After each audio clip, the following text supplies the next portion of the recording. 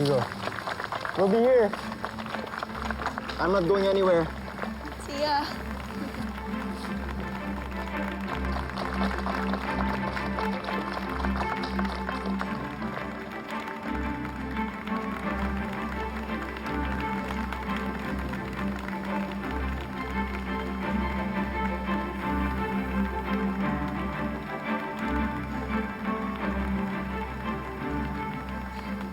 Wow. 16 candles. Alam niyo ba, nung bata ko, kahit isang candle lang, hirap na akong hipan. Meron pa akong ginagamit nun parang yung insensitive spirometer. Pinapagamit sa akin yun para matuto akong huminga ng hindi napapagod. And now, 16 candles.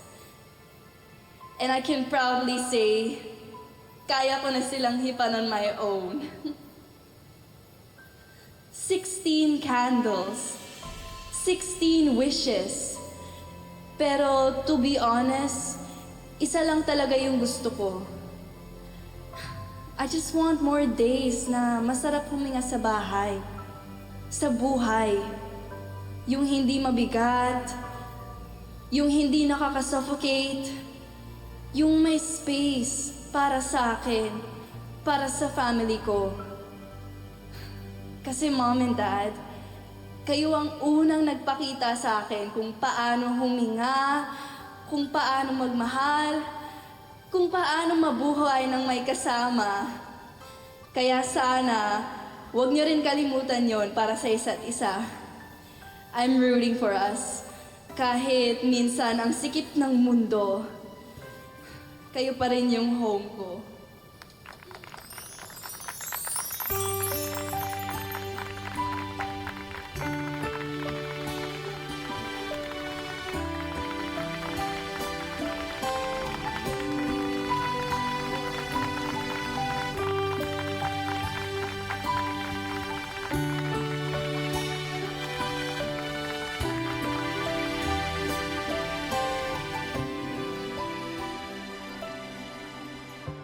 Yung sinabi kanina ni Jasmine, hindi ko na-realize na gano'n na pala kabigat para sa kanya. Naapektuhan din pala siya. Napabayaan ko yung sa atin. Parang naubos ako, tapos ikaw. Love, hindi lang ikaw ang may pagkukulang. Siguro, dapat binigyan kita kahit ng konting breather. Pwede naman kitang suportahan para magkaroon tayo ulit ng oras together.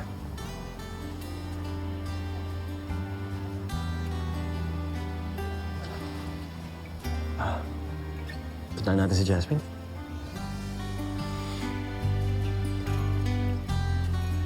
We will put our gifts sa gift table. Puntahan na din namin sila, Sofia.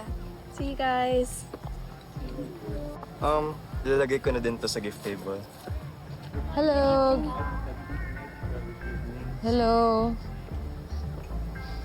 Hi, Nak. Narinig namin lahat ng sinabi mo kanina.